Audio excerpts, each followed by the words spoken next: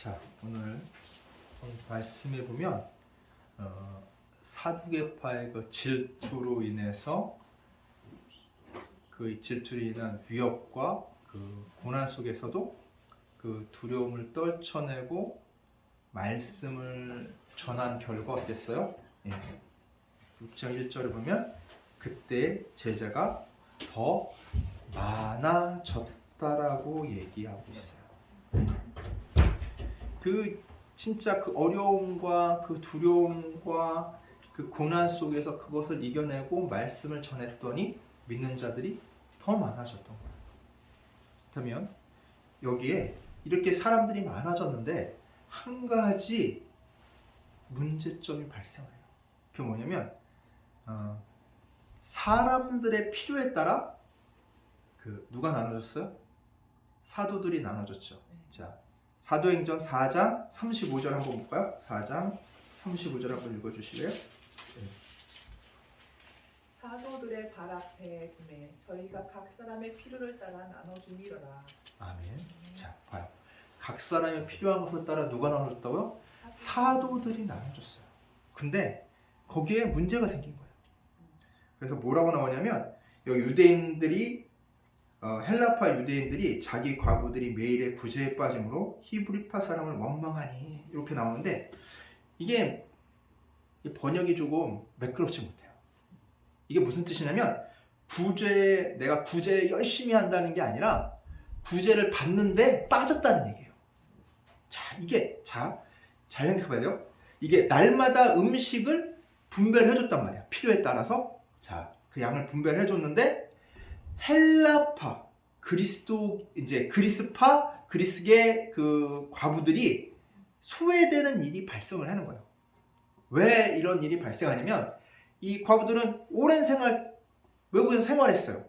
때로는 남편이 유대인인 경우도 있고 자기는 헬라인 경우도 있기 때문에 남편 따라 말년을 어디서 보내고자 성전 가까운 곳에 보내고자 예루살렘으로 이사를 왔는데 이들은 뭐예요?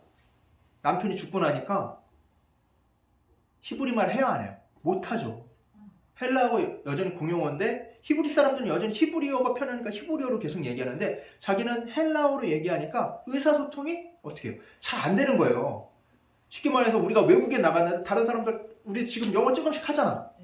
근데 그 사람들이 계속 영어로 얘기하는데 내가 영어 조금 아는 걸로 얘기를 해도 내 의사 표현을 다 잘 할 수 있어요? 없어요? 없죠. 그러니까 어떻게 돼요? 자꾸 소외가 되는 거야. 뭔가 내가 더 달라고도 얘기를 해야 되는데 더 달라고도 못하고 의사 표현도 잘 안 되다 보니까 당연히 어떻게 돼요? 소외될 수밖에 없는 거예요. 그 모습을 누가 봐요? 같은 헬라파 그리스계 사람들이 그걸 보게 되는 거예요. 그러니까 어떤 마음이 드냐면 야, 왜 우리 헬라계 그 과부들한테는 이렇게 제대로 먹을 것도 제대로 안 전해줘. 그들이 필요한 게 2개인데 왜 1개밖에 안 줘? 때로는 저 사람도 분명히 줘야 되는데 말 안 한다고 안 줘? 말 잘 못한다고 안 줘? 그럼 어때요? 사람들이 모여서 그 불만을 토로하겠죠. 헬라파 사람들은 헬라파 사람들끼리 모이고 히브리 사람들이 모이는 게 더 많을 거 아니에요. 그래서 토론하는 거야. 야, 이건 너무한 거 아니냐. 그 불만이 누구한테까지 오냐면 누구요? 12사도들 귀에도 들리는 거예요. 그래서 12사도들이 뭐냐면 이대로 그냥 두고 볼 수가 없는 거예요. 그래서 사람들을 불러 모아서 대안을 딱 제시를 해요. 자, 이 사도들은 뭐라고 하면 목회자라고 부르세요. 목회자들이 야, 우리는 기도와 말씀 사역, 설교에 집중할 테니까 식량 등 이런 필요한 것들, 이런 물품들을 분배하는 일들은 7명을 뽑자. 그리고 그 사람들한테 맡기자. 라고 얘기를 합니다. 즉, 교회 공동체에 필요한 재정 출납 업무를 맡기겠다는 거예요. 돈이 들어오고 그것을 쓰는 것을. 자, 그러면서 이 사람들을 뽑는 조건을 얘기합니다. 그 첫 번째 조건이 뭐냐면 성령이 충만한 사람. 두 번째 조건이 뭐예요? 지혜가 충만한 사람. 그리고 마지막은 뭐야? 성도들이 직접 투표해서 뽑아라 이거야. 성도들이 직접 뽑으라는 거예요. 자, 그래서 이 얘기를 하니까 5절에 보면 기뻐하며 7명의 집사를 딱 뽑아요. 그 집사 이름이 스데반, 빌립, 브로고노, 니가노루, 디몬, 바메나, 니골라. 자, 이 이름에 공통점이 있어요. 뭐냐면 히브리계 이름이 아니야. 다 헬라계 이름이에요. 헬라식 이름이에요. 다 어떤 사람을 뽑았어요? 어떤 사람? 헬라계 사람을 뽑은 거예요. 야, 자, 헬라계 사람이 많을까? 히브리계 사람이 많을까? 히브리계 사람이 훨씬 많죠. 헬라계 사람은 외국에서 이제 이민 갔던 사람들이 돌아온 사람들이니까 소수였을 거라고. 근데 이 소수를 옛 사람들에게 말이 어때요? 통하는 사람을 뽑은 거예요. 쉽게 얘기해서 이건 뭐예요? 자신한테 유익이 되는 사람이 아니라 소외받는 사람들에게 도움을 줄 수 있는 사람을 뽑은 거예요. 놀랍잖아요. 더군다나 여기 니골라는 유대인이 아닌 외국인이에요. 안디옥 사람이에요. 외국인이에요. 그 뭐예요? 소수의 또 소수. 그리스도를 믿는 외국인들도 어떻게 해요? 신경 썼다는 거예요. 그들을 위해서 또한 누구를 뽑아? 대표적으로 니골라를 뽑은 거예요. 성령 충만하고 지혜 있는 니골라를, 외국인이지만 뽑아서 그들의 이익을 어떻게 해요? 대변할 수 있도록. 자, 이게 한번 우리 잘 생각해 봅시다. 이 교회의 직분자를 뽑을 때요, 우리는 어떻게 뽑을까요? 나랑 친한 사람? 뭐 교회 재정에 좀 도움이 될 만한 사람? 또 좀 사회적으로 인정받는 사람. 이런 사람들이 뽑힐 가능성이 높잖아.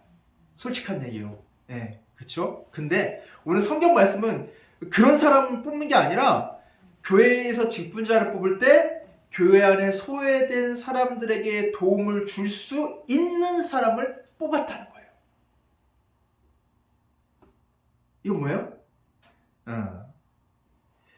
나랑 친한 사람, 교회 재정에 도움이 되는 사람, 도움을 줄 만한 사람, 사회적으로 인정받는, 우리가 세상의 가치 기준에 근거한 그런 것이 아니라 뭐예요? 하나님 말씀대로 살려는 믿음과 성령의 도우심을 의지해서 문제 해결 능력인 지혜가 충만한 사람을 선택했다는 거예요.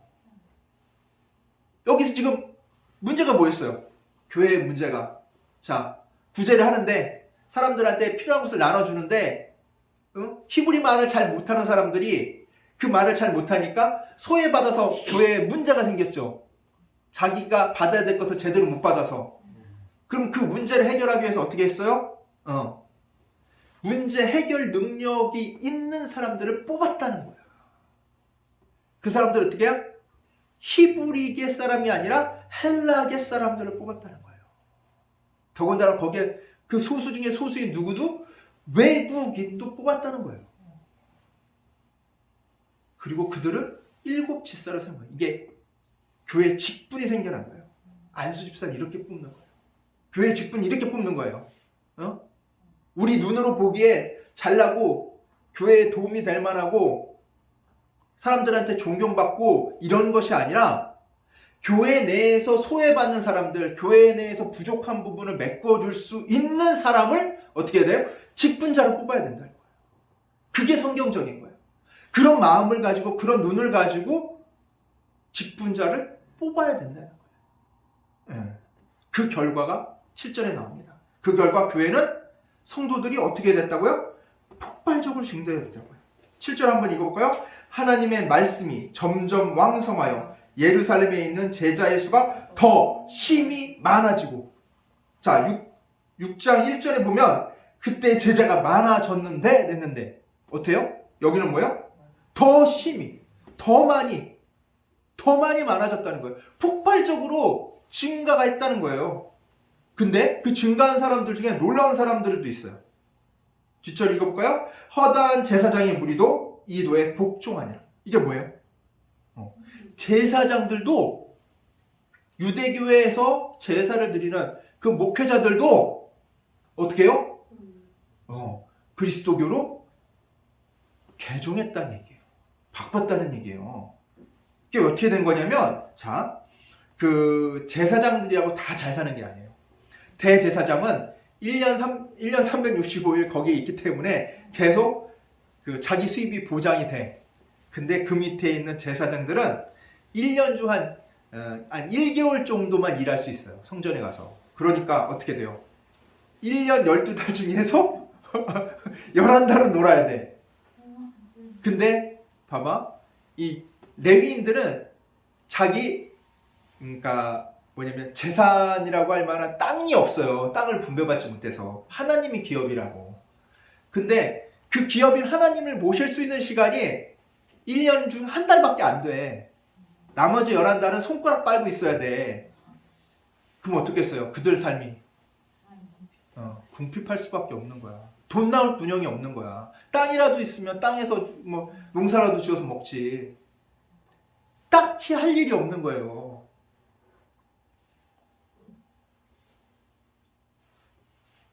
그런데 그 사람들, 그 제사장들한테 어떻게 해요? 대제사장들은 성전세 거둘 생각만 했지 그들을 돌볼 생각은 안 했던 거예요. 근데 그리스도교인들은 어떻게 해요? 지금 어떻게 됐어? 소외받는 사람들을 돌보려고 어떻게 했어? 애를 썼죠. 봐, 훨씬 더 숫자가 많은 히브리계 사람들을 재정 출납을 관리하는, 돈을 관리하는 사람으로 뽑은 게 아니라 소수인 헬라계 사람들을 위한 그런 사람들을 어떻게 했어요? 그런 사람들을 뽑았어. 거기다가 외국인들, 소수의 소수인 외국인들도 개종한, 그리스도교로 개종한 외국인들을 위해서 띠골라까지 뽑았어. 그 모습을 누가 봐요? 사람들이 다 볼 거 아니야. 그 중에서 제일 마음에 와닿는 사람들 중에 하나가 뭐였냐면 제사장들 무리였어요.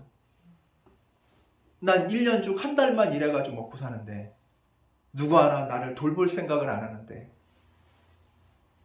근데 저 그리스도교인들은 꼭 소외받는 사람들을 위해서 그 사람들 목소리를 무시하지 않고, 소수라고 무시하지 않고 귀 기울여 들고 그 사람들을 위해서 애쓰는구나. 그러면 왜 애를 쓸까? 궁금해 안 궁금해? 궁금하지. 예수라는 게 누굴까? 도대체 그 예수가 가리키는 도라는 게 뭐길래, 예수님 말씀이 뭐길래 저 사람들은 왜 저렇게 자기들한테 유익이 되는 게 아니라 자기보다 못한 사람들한테 유익이 되는 일을 할까? 그러니까 빠져들 수밖에 없죠. 그들 마음을 싹 만져버렸다는 거예요. 자, 6장 1절을 보면은 위기였어요. 교회가 분열될 위기였다고. 헬라파 히브리파들이 서로 어떻게 돼? 안 좋은 감정이 생겨난 거야. 야, 왜 너희들은 너희만 챙겨? 왜 히브리파 사람만 챙겨? 이런 불만들이 생겨날 때 어떻게 됐어요? 어떤 일이 일어났어? 사도들이 누구를 위해서? 자기들이 갖고 있던 권리를 내려놨어요. 우리는 뭐 하겠다? 말씀 전하고 기도하는 일에 힘쓰겠다. 너희가 뽑아라. 재정을 관리할 사람을 뽑아라. 근데 놀랍게도 히브리파 사람들은 자기를 위한, 자신들을 위한 그런 사람들을 뽑지 않고 어떤 사람을 뽑았어? 연약한 사람, 소외된 사람을 도울 수 있는 사람을 뽑았다는 거야. 자, 이렇게 7명 뽑았을 때, 자, 헬라파 사람들이 어떤 마음이 들겠어? 아, 우리가 무시받는 게 아니었구나. 우리가 소외된 게 아니었구나. 우리가 오해한 거였구나. 그런 마음이 들지 않겠어요? 그러면서 그 원망과 했던 그런 마음들이 눈 녹듯 싹 사라졌을 거야. 그러면서 얼마나 더 아름다운 그 교회의 모습이 됐겠어요. 그 모습을 밖에서 바라보는 사람들도 얼마나 아름답게 보겠어. 그러니까 누구한테 관심 가질 수밖에 없어? 예수 그리스도한테 관심을 가질 수밖에 없어. 예수님한테 관심을 가질 수밖에 없는 거예요. 이게 전도예요. 이 안에서 뭔가 높여져야지. 이 안에서 우리 쪽 사람이 뭔가 한 자리 해야지. 세상 것을 끌어들여가지고 세상에 그 악유다툼하는 것들을 교회 안에서 하면 안 돼요. 교회는 어떤 사람에게 더 신경을 써야 돼? 소외받는 사람, 부족한 사람, 어려운 사람에게 더 신경을 써야 돼. 그리고 나보다 모자라고 부족한 모습이 보이면 그걸 어떻게 해야 돼? 어떻게 하면 그것을 도와줄까? 채워줄까? 하는데 뭘 써야 된다고? 욕심을 부려야 되는 거야. 욕심을 그런 데 보이는 거야. 그래서 아름다운 어떤 모습이 됐어? 공동체의 모습이 됐어요. 자, 여기서 그러면은 이렇게 사람들을 뽑았죠. 이 사람들은 어떤 사람들이에요? 성령이 충만하고 지혜가 충만한 사람들이라고 했어요. 그렇다면 이 지혜란 무엇인가? 우리 한번 알아보도록 하겠습니다. 지혜라는 거 우리가 쉽게 생각하면 뭘까요? 지혜는 뭐야? 지혜.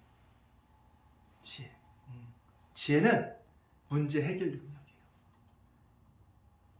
어떠한 문제가 있을 때 그걸 해결할 수 있는 능력이 지혜예요. 그래서 잠언 9장 10절에 보면 상황에 맞게 하나님을 드러내는 것이 뭐라고 했어? 지혜라고 했어요. 그럼 지식은 뭐냐면, 지식은 뭐예요?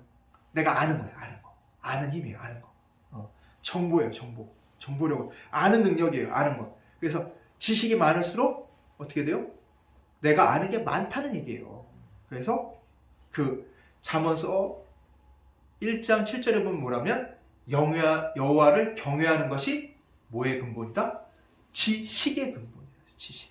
그러니까 하나님을 알아가는 것, 하나님을 두려워하면서 하나님을 아는 것이 뭐예요? 지식의 가장 기본이라는 거예요. 그리고 성경에 보면 명철이라는 것도 나와요. 명철. 명철은 뭐냐면 진리와 거짓을 분별하는 능력. 그걸 총명이라고 해요. 총명하다라고 할 때 그 총명이에요. 총명. 그 뭐냐면 하나님 뜻을 아는 거예요. 명철은. 자, 그래서 우리가 지혜라는 것은 다시 한번 풀이해서 말하자면 이런 거예요. 갖고 있는 지식을 상황에, 내가 지금 닥친 상황에 적용해서 올바르게 판단하고 그것을 가지고 최선의 행동을 하게 하는 능력이에요. 근데 이걸 누가 주신다고? 하나님이 주신다. 하나님이 선물로 주신다는 거예요. 그럼 여기서 말하는 갖고 있는 지식을 상황에 맞게 올바르게 판단하는 능력, 그게 뭐냐면 통찰력이에요. 그 통찰력으로 뭐예요? 최선의 행동을 하게끔 하는 것이 지혜라는 거예요. 즉 이거 다시 얘기하자면 성경 지식을 삶에 어떻게 하는 능력? 적용하는 거. 성경 지식만으로 그냥 지식만 알고 있는 것이 아니라 그 지식을 가지고 성경 속에 있는 그 내용을 가지고 내가 어떻게 해요? 그 내용을 내 삶에 적용하는 능력이에요. 그래서 그 적용하는 능력은 뭐예요? 하나님을 경외하고 따르고자 하는 그 마음이 바탕이 돼야 되는 거예요. 내 하나님의 말씀을 따라야지 하는 그 마음이 바탕이 되지 않으면 삶에 적용을 하겠어요? 안 하겠어요? 안 하겠죠. 자, 그리고 그 우리 삶의 본인 누구예요? 우리가 어떻게 살아가라고 누가 가르쳐줬어요? 누가 가르쳐줬어? 예수님이 와서 가르쳐줬잖아. 하나에서 열까지 예수님이 야, 나처럼 살아. 내가 사는 것 쭉 보여줄 테니까 나처럼 이렇게 비슷하게 똑같이 너희가 살면은 나보다 더 큰 능력을 발휘한다고 했어요. 더 큰 일을 한다고 했어요. 그래요.